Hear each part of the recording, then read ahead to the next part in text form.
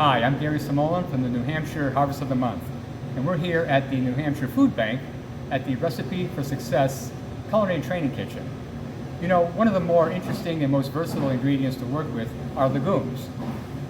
Preparing legumes is quite easy, but they have to be treated in the right way.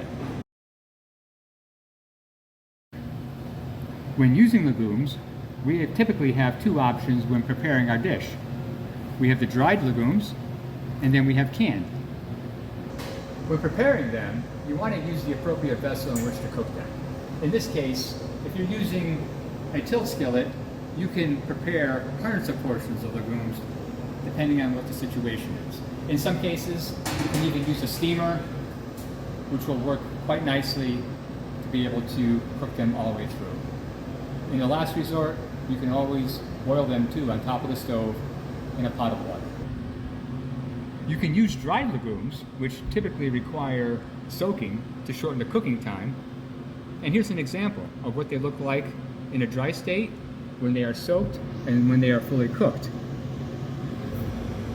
When using split peas or lentils, this does not require any soaking and go right from dry into cooking.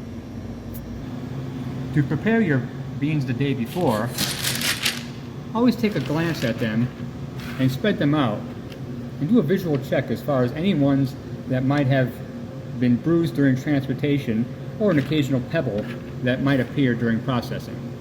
Place the legumes in a container that allows plenty of room for them to rehydrate. The ratio is about 1 3/4 quarts for every pound of dried beans. This will allow the water to cover them and refrigerate overnight.